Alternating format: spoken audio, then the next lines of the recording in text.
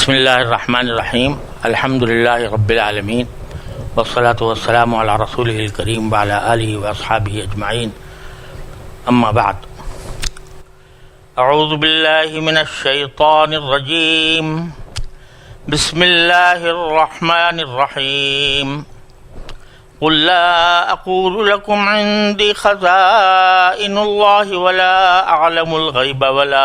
اقول لكم انی ملک ان اتبع الا ما يوحى الي قل هل يستوي الاعمى والبصير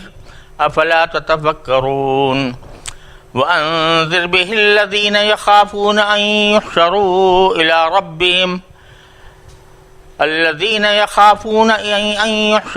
الى ربهم ليس لهم من دونه ولي ولا شفيع لعلهم يتقون ولا تطرد الذين يدعون ربهم بالغداة والعشي يريدون وجهه ما عليك من حسابهم من شيء وما من حسابك عليهم من شيء فتطردهم فتكون من الظالمين.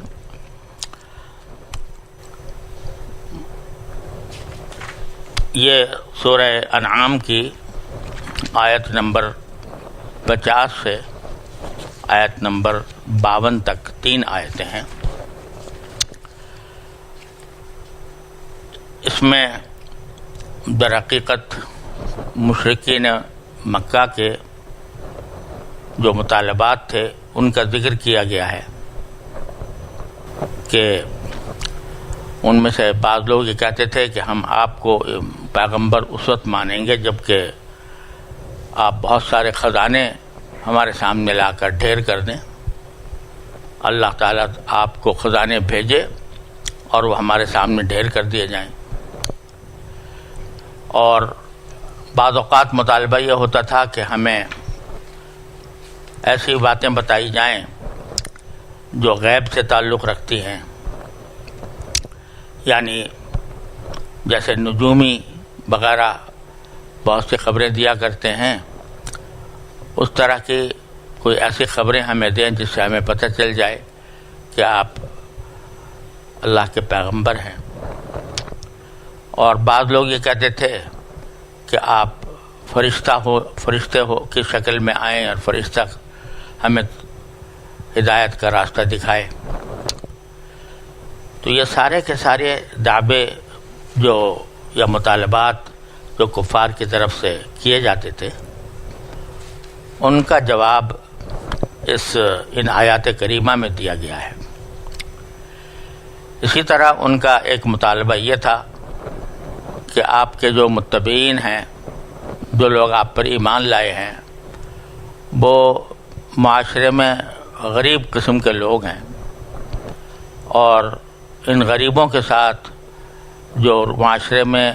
ادنیٰ رتبے کے سمجھے جاتے ہیں، ان لوگوں کے ساتھ ہمارا بیٹھنا یا ہماری توہین ہے.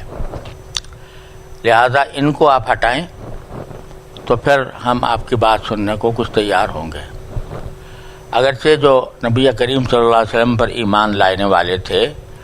وہ سارے کے سارے ایسے نہیں تھے، اس میں اعلیٰ خاندان کے لوگ بھی تھے،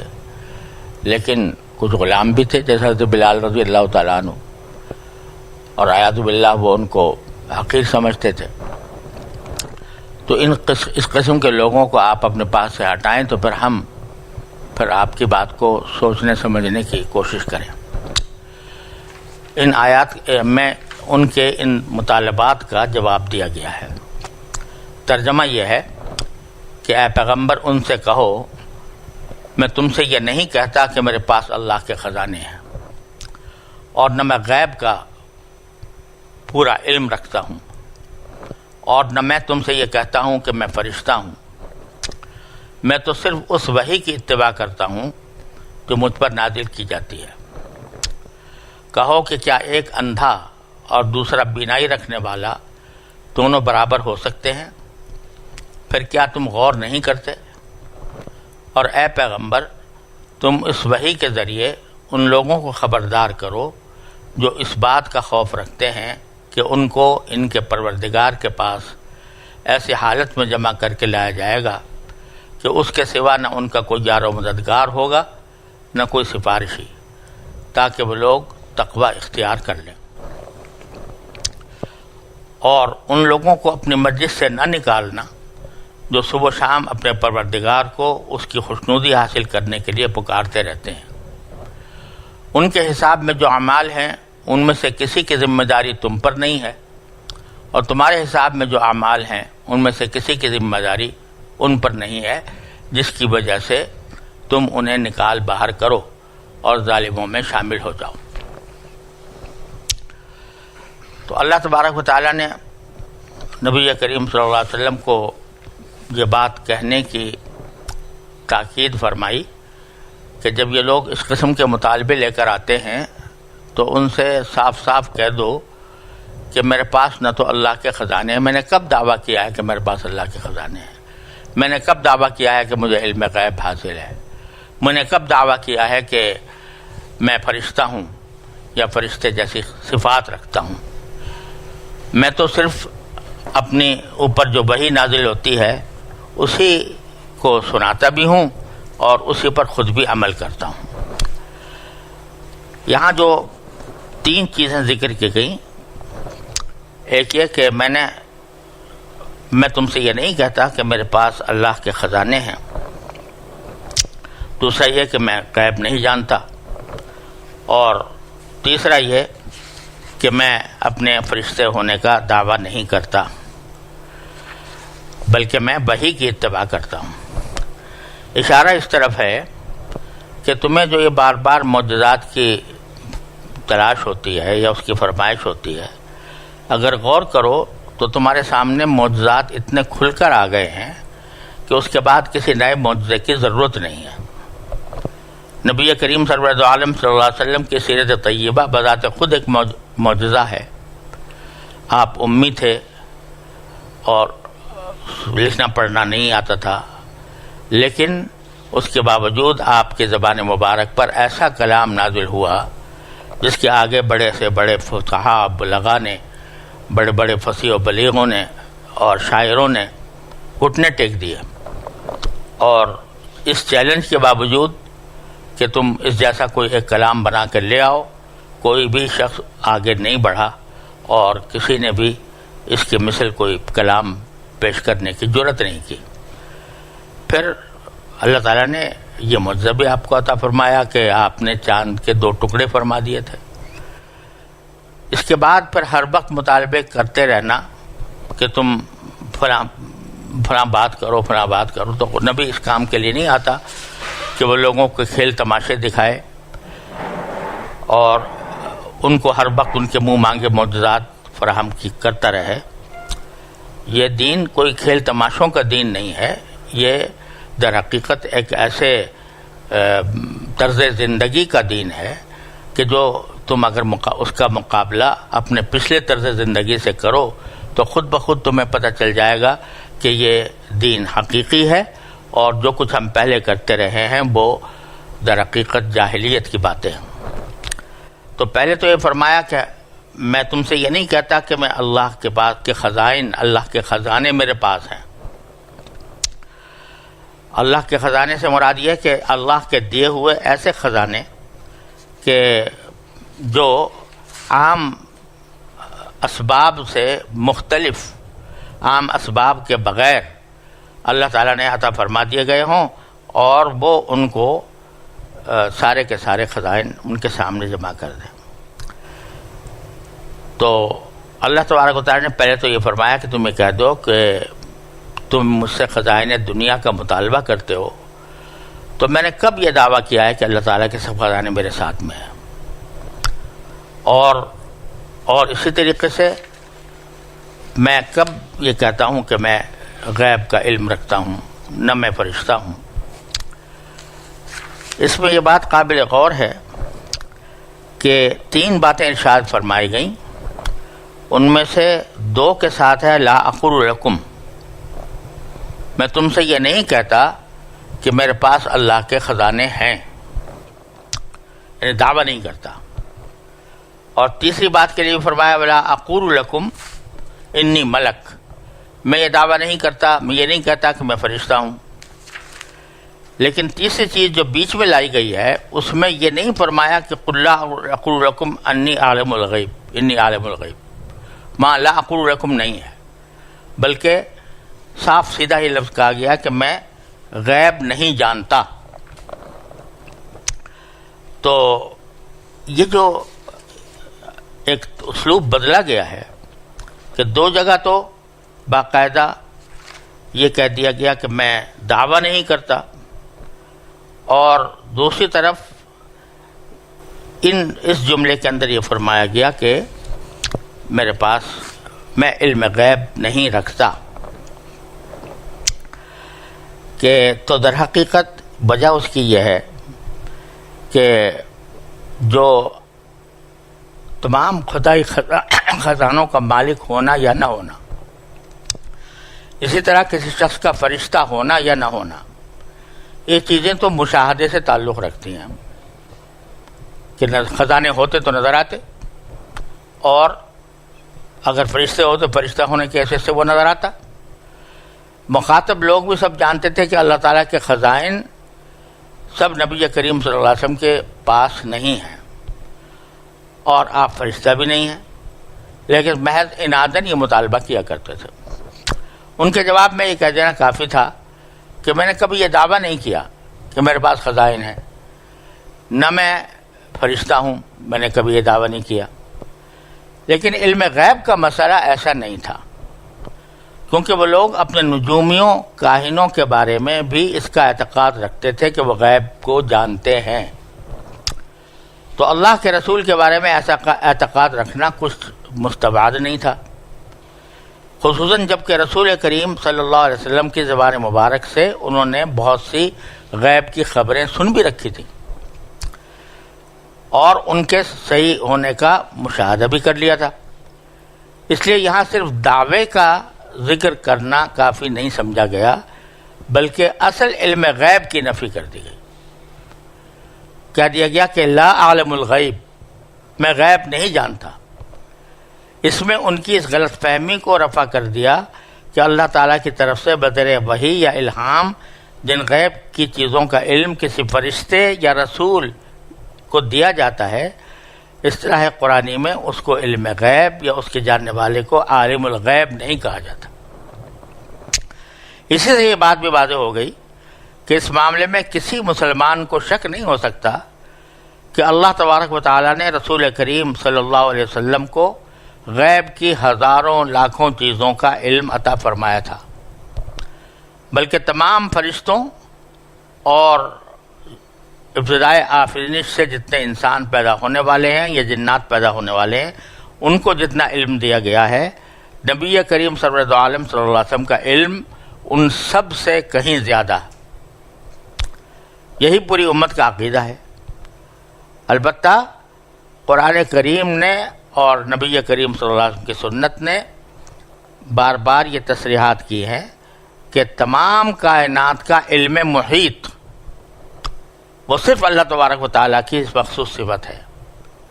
جس طرح اس کے خالق و رازق اور قادر مطلق ہونے میں کوئی فرشتہ یا رسول اس کے برابر نہیں ہو سکتا، اسی طرح غیب کے علم محیط میں بھی کوئی اس کے برابر نہیں ہو سکتا۔ اسی لیے اللہ تعالیٰ نے کے سوا کسی فرشتے یا پیغمبر کو غیب کی لاکھوں چیزیں معلوم ہونے کے باوجود عالم الغیب نہیں کہا جا سکتا۔ یہاں خوب سمجھ لیجئے کہ ایک ہوتا ہے علم الغیب اور ایک ہوتا ہے انباء الغیب۔ انباء الغیب کے معنی غیب کی خبریں، اور علم الغیب کی اصطلاح کے معنی یہ ہوتے ہیں کہ تمام کائنات کا علم محیط جس سے کسی چیز کا ادنا چیز کا بھی استثناء نہ ہو۔ دونوں میں یہ فرق ہے۔ نبی کریم سرور عالم صلی اللہ علیہ وسلم کو غیب کی خبریں اتنی دی گئیں کہ اس کائنات میں کسی اور کو نہیں دی گئیں۔ اتنی غیب کی خبریں آپ کے پاس تھیں، آپ لوگوں کو بتاتے تھے۔ آپ جو جنت کے احوال بتا رہے ہیں وہ ایک طرح سے انباء الغیب ہی تھیں، آپ جو جہنم کے احوال بتا رہے ہیں تو وہ انباء الغیب ہی تھیں، وہ غیب کی خبریں تھیں۔ اسی طرح نبی کریم سرور عالم صلی اللہ علیہ وسلم جو پچھلے انبیاء کرام کے واقعات بیان فرماتے ہیں وہ غیب کی خبریں تھیں، اور ویسے بھی بسا اوقات نبی کریم صلی اللہ علیہ وسلم سے منقول ہے کہ آپ نے کسی آنے والے واقعے کی پیش کی خبر دے دی، لوگوں کو بتا دیا کہ یہ واقعہ پیش آنے والا ہے، یہ بھی غیب کی خبر تھی۔ تو غیب کی خبروں کی بے شمار قسمیں نبی کریم صلی اللہ علیہ وسلم کو عطا ہوئی تھیں، اور اس کی اس امت مسلمہ میں کوئی نفی نہیں کر سکتا۔ آپ سب سے بڑے جاننے والے تھے انباء الغیب کے، لیکن علم الغیب یہ ایک اصطلاح ہے، علمی اصطلاح ہے، اور اس کا مطلب یہ ہوتا ہے کہ کسی واسطے کے بغیر، کسی کے دیے بغیر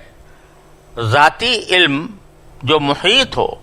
تمام کائنات کو، کہ جس کا ایک ذرہ بھی ایک پتہ بھی اس سے مستثنا نہ ہو، جیسے کہ قرآن کریم میں فرمایا کہ کوئی اگر پتہ بھی گرتا ہے تو اللہ تعالیٰ جانتا ہے، کوئی دانہ اگر زمین کی اندھیریوں میں ہوتا ہے اور کوئی خشک ہو یا تر ہو، وہ سب اللہ تبارک و تعالیٰ کے علم میں ہے۔ تو یہ اس قسم کا علم محیط جس سے کائنات کی کوئی چیز مستثنا نہ ہو، یہ اللہ جل جلالہ کی خاص صفت ہے، اور اس خاص صفت میں اس کا کوئی شریک نہیں۔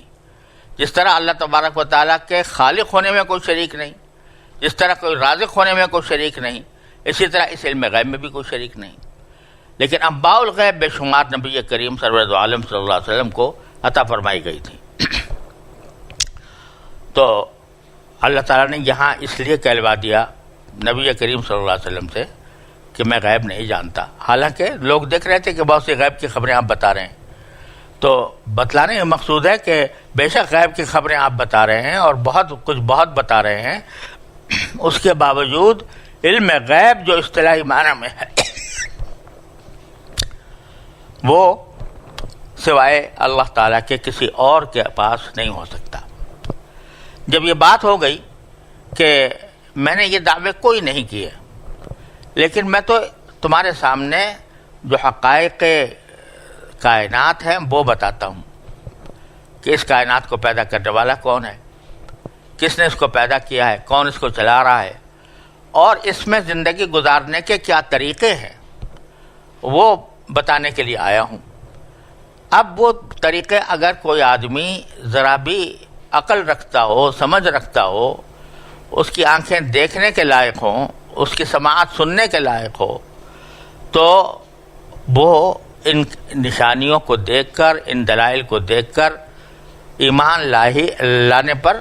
مجبور ہے۔ لیکن جس آدمی نے اپنی آنکھیں بند کر رکھی ہوں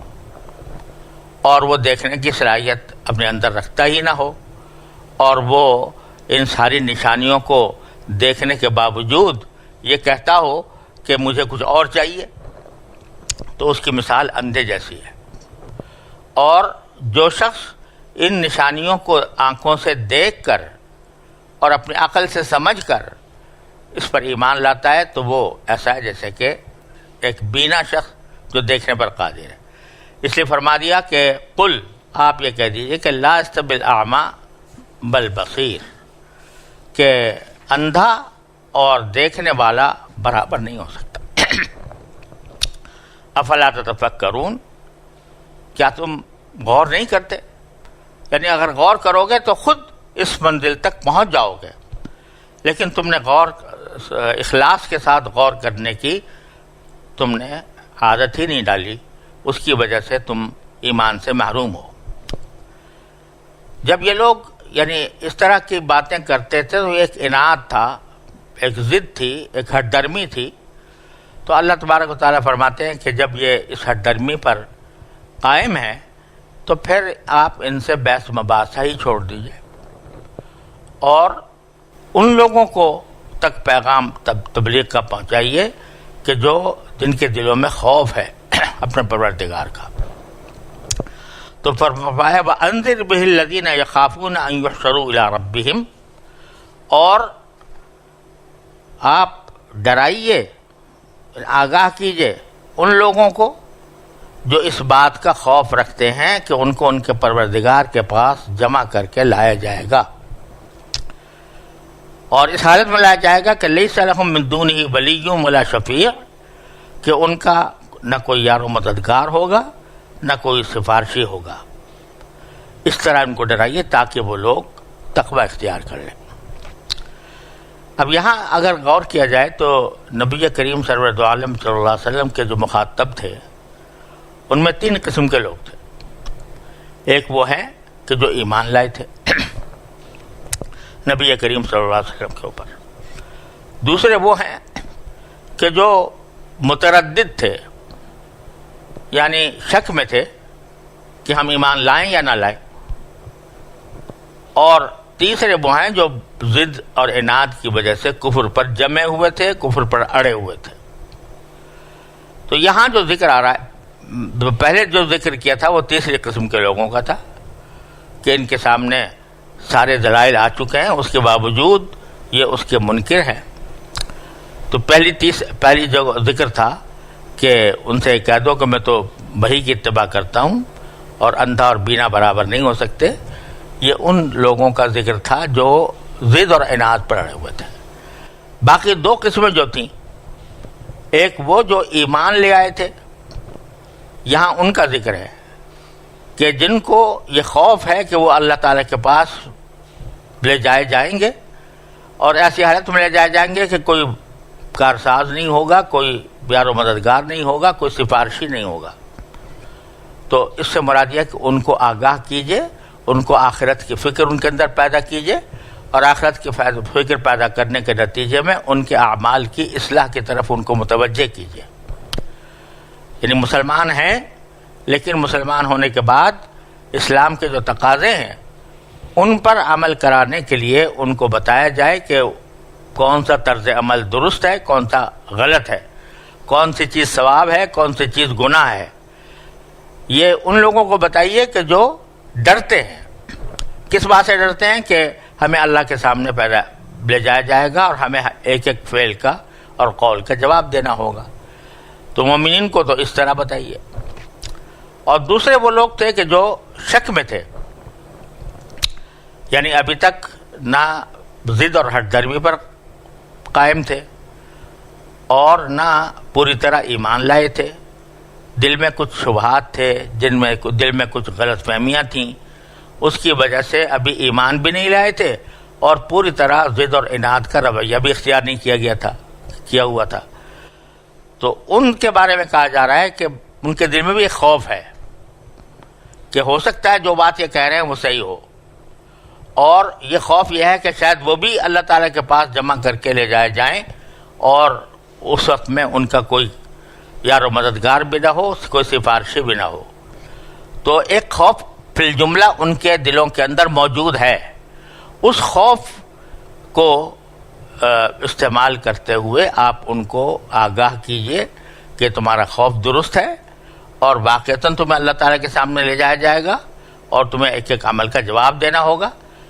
تو ان کی طرف اپنی توجہ مبذول کر لیجئے. وہ تیسرا فریق جو ضد اور عناد پر اڑا ہوا ہے اس سے بحث مباحثہ کرنے کا کوئی فائدہ نہیں، لیکن ان لوگوں کے ساتھ آپ متوجہ ہو جائیے اور ان کو اللہ تعالیٰ کے پیغام پہنچائیے اور اس کے ذریعے ان کو جہنم کے عذاب سے ڈرائیے اور اللہ تعالیٰ کے سامنے کھڑے ہو کر جواب دہی کا احساس ان کے دل کے اندر پیدا کیجیے. اس کا نتیجہ کیا ہوگا کہ لعلہم یتقون، اس کے نتیجے میں ان کے اندر تقوی پیدا ہوگا. تو اس سے معلوم ہوا کہ تقوی کا مطلب یہ ہوتا ہے کہ انسان کے دل میں یہ احساس جاگزین ہو جائے کہ میں ایک دن اللہ تعالیٰ کے سامنے پیش ہوں گا اور اللہ تعالیٰ کے سامنے پیش ہو کر مجھے اپنے اعمال کا جواب دینا ہوگا. اس وقت میرا کوئی دوست نہیں کام آئے گا، اس وقت میرا کوئی سفارشی کام نہیں آئے گا، اس وقت صرف میرے اعمال ہی کام آئیں گے. اس واسطے یہ احساس جب انسان کے دل میں پیدا ہو جاتا ہے تو وہی تقوی ہے. تقوی کے معنی یہی ہے، یہ احساس، یہ دھیان کہ مجھے اللہ تعالیٰ دیکھ رہا ہے اور میں ایک دن اللہ تعالیٰ کے سامنے پیش ہو کر اپنے تمام اعمال کا جواب دہ ہوں گا.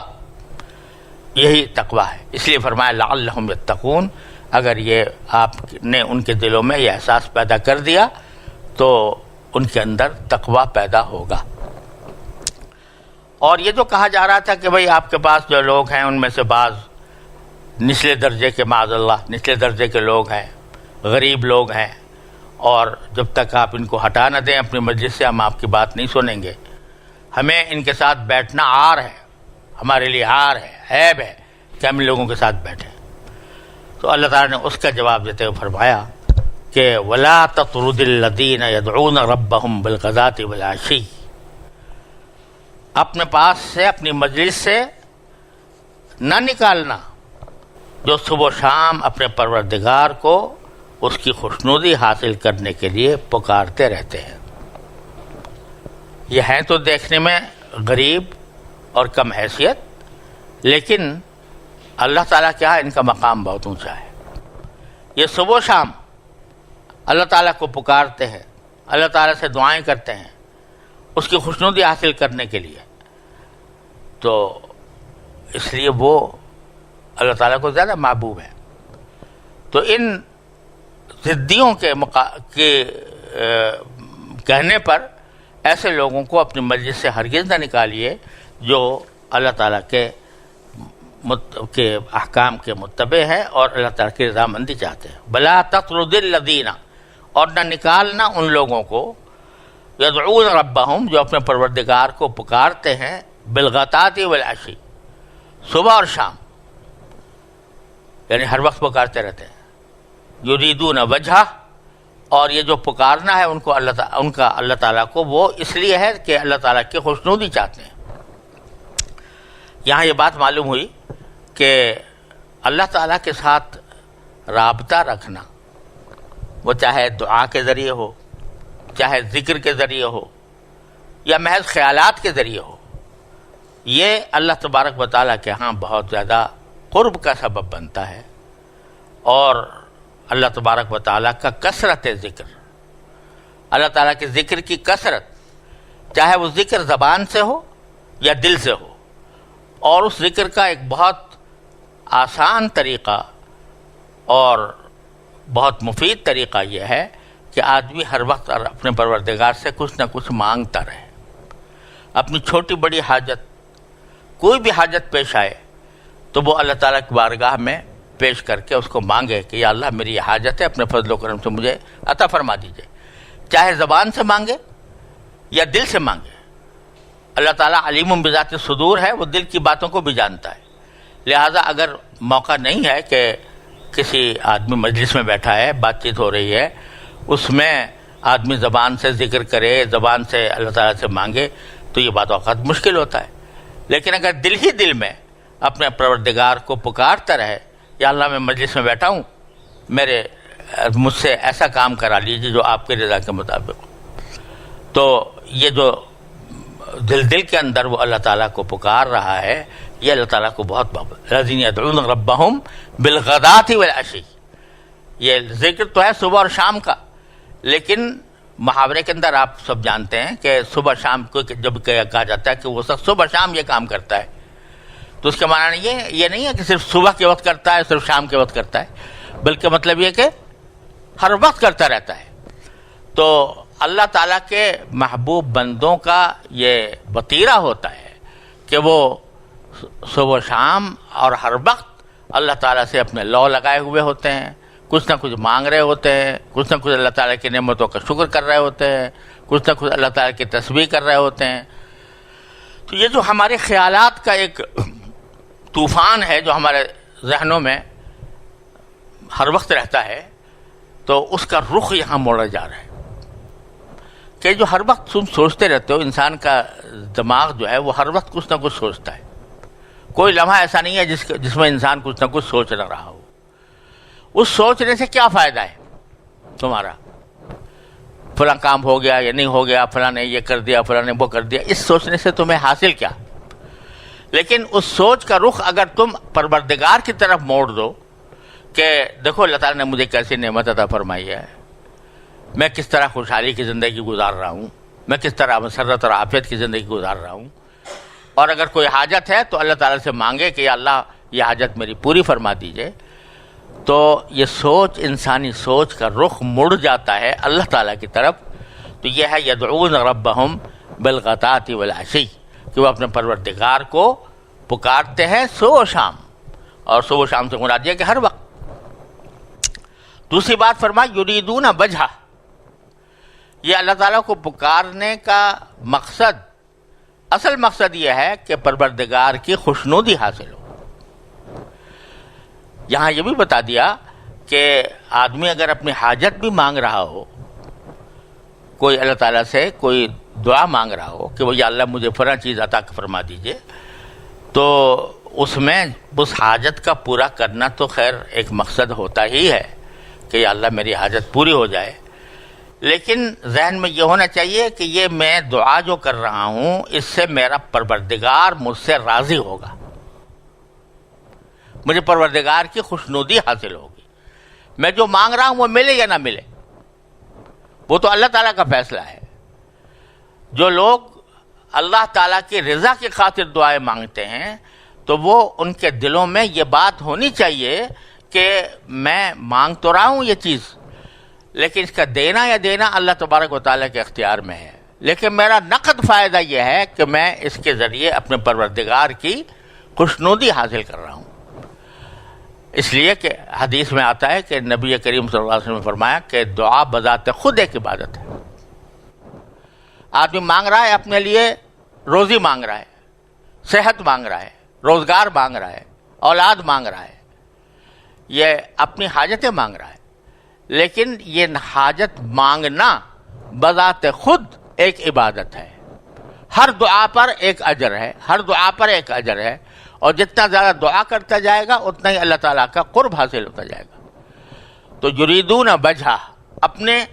پکارنے سے ان کا مقصود، اصلی مقصود یہ ہے کہ میرا پروردگار راضی ہو جائے۔ ثانوی مقصود یہ ہے کہ جو مانگ رہا ہوں وہ مل جائے، وہ ثانوی چیز ہے۔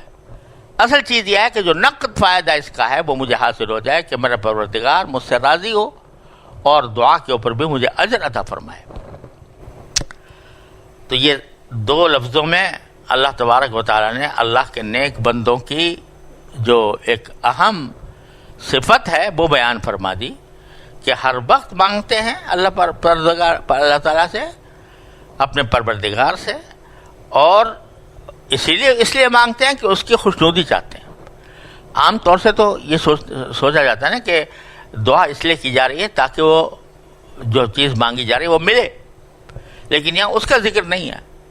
بلکہ یریدون وجہہ، وہ اللہ تعالیٰ کی رضامندی چاہتے ہیں۔ تو معلوم ہوا کہ دعا کے اندر اصل چیز یہ ہے کہ میرا پروردگار مجھ سے راضی ہوگا اس عمل کے ذریعے، پھر اس کے بعد جو چیز ہے وہ مل جائے سبحان اللہ، نہ ملے تو اللہ تعالیٰ کسی حکمت کی وجہ سے نہیں دیں گے، تمہاری کسی مصلحت کی وجہ سے نہیں دیں گے۔ بعض اوقات بچہ جو ہے وہ مانگتا ہے کہ مجھے چاقو دے دو، اور باپ سمجھتا ہے کہ اس کے لیے مناسب نہیں ہے، نہیں دیتا، تو وہ دے یا نہ دے، لیکن ایک نقد فائدہ تمہارا یہ حاصل ہو گیا کہ تمہیں اللہ تعالیٰ سے تعلق قائم ہو گیا، اور اللہ تبارک و تعالیٰ کی وجہ سے اللہ تعالیٰ کی خوشنودی حاصل ہو گئی۔ یہ نقطہ اگر اللہ تعالیٰ ہمارے دلوں میں پیدا فرما دے تو حقیقت یہ ہے کہ اللہ تعالیٰ کا قرب حاصل کرنے کا اس سے بڑا کوئی اور ذریعہ نہیں ہے۔ اللہ تعالیٰ ہم سب کو عطا فرمائے۔ پھر فرمایا کہ یہ جو کہہ رہے ہیں کہ بھائی ان کو ہٹا دو ایسے لوگوں کو، تو فرمایا ما علیک من حسابہم من شیء، ان کے حساب میں جو اعمال ہیں ان میں سے کسی کی ذمہ داری تم پر نہیں ہے۔ جو عمل وہ کر رہے ہیں اس کے ذمہ دار وہ خود ہے، کوئی دوسرے کے عمل کا بوجھ نہیں اٹھاتا۔ اور وما من حسابک علیہم من شیء، اور تمہارے حساب میں جو اعمال ہیں ان میں سے کسی کی ذمہ داری ان پر نہیں ہے۔ جب ساری ذمہ داری ان کے اوپر ہے، ان کے اعمال کی، تو پھر ان کو ہٹانے کا کیا مطلب؟ محض اس وجہ سے کہ کچھ ضدی لوگ کہہ رہے ہیں کہ ان کو ہٹاؤ، وہ تو اللہ کے نیک بندے ہیں، اللہ تبارک و تعالیٰ کو یاد کر رہے ہیں، تو ان کو کیوں ہٹائیں گے آپ؟ فَتَطْرُدَهُمْ کہ تم جس کی وجہ سے انہیں باہر نکال دو، کہ ان کے اعمال کی ذمہ داری آپ کے اوپر آ جائے گی۔ فَتَكُونَ مِنَ الظَّالِمِينَ، اور اس کے نتیجے میں تم ظالموں میں شامل ہو جاؤ۔ مطلب یہ کہ اگر کوئی شخص کسی کو اپنی مجلس سے اس وجہ سے اٹھاتا ہے کہ یہ غریب ہے، اس وجہ سے اٹھاتا ہے، اس وجہ سے بیٹھنے نہیں دیتا کہ یہ کم رتبہ ہے، تو وہ ظالم ہے. اگر تم ہٹاؤ گے تو تم بھی ظالموں میں شامل ہو جاؤ گے.